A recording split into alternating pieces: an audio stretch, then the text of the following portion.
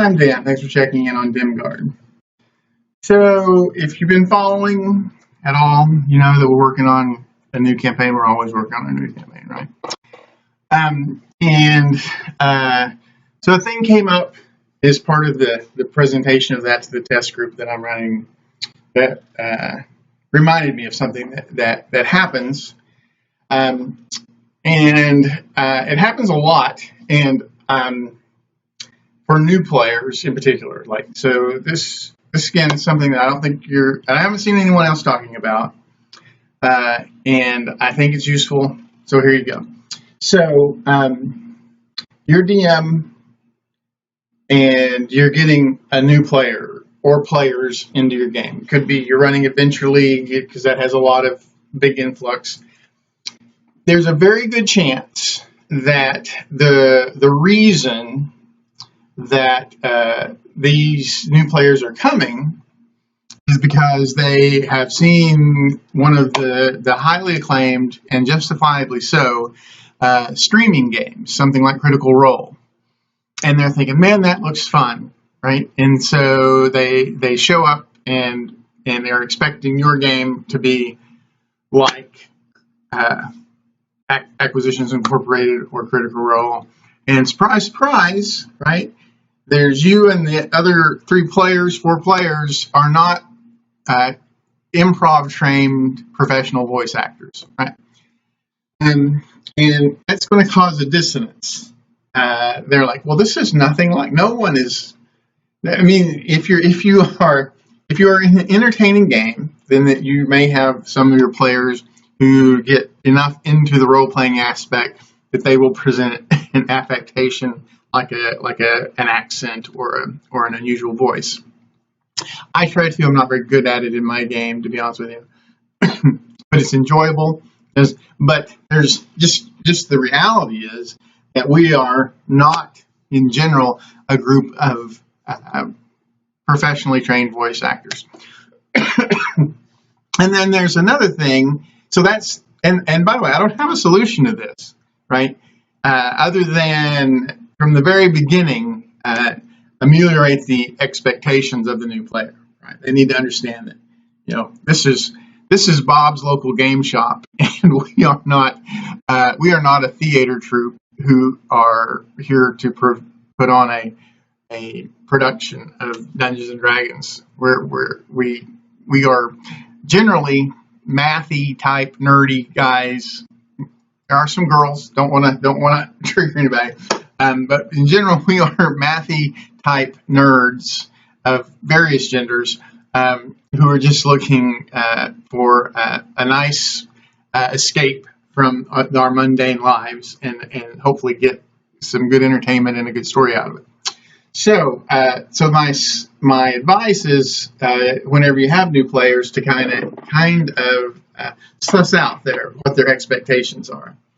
Then there's another thing that comes as a byproduct of the fact that most of the most successful of the streaming campaigns do involve people who come from improv training, and D&D is not improv training. It's in fact it's almost the exact opposite of improv training. So in improv training, there is this premise of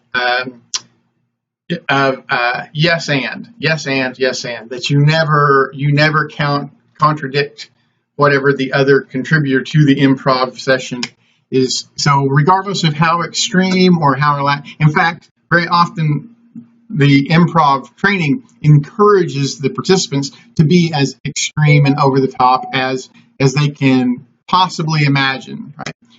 And that just doesn't happen in D&D, right? So D&D is not an exercise in improv. It is not a yes and, right?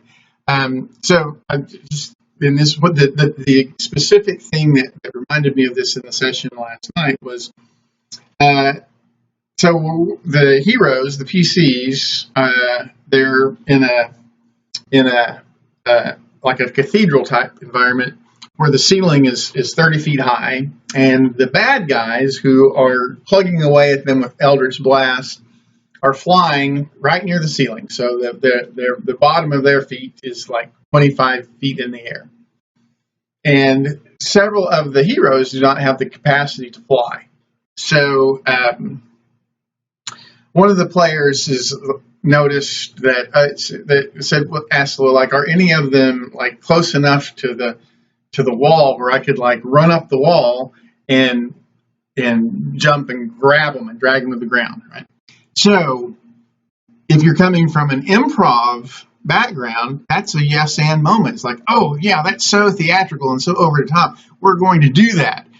But in D&D, the DM says, well, first of all, the DM has a responsibility if it says, well, that's just not possible. If something is just not possible, say that's just not possible, right? Which is directly contrary to improv training, right? In improv training, you never turn to the guy and say, well, that's just ridiculous. There's no way you could be the African-American son of a Jewish immigrant. Whatever the premise is that they're yes-anding through, right? But in D&D, the DM has the responsibility of examining the proposed action for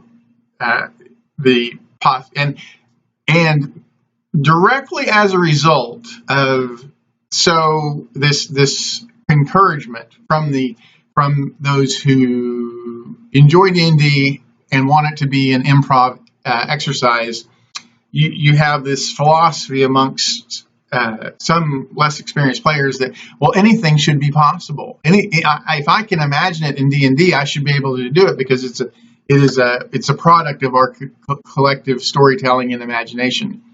And that's just not what D&D is. It's not just whatever you can imagine and you can do it, right?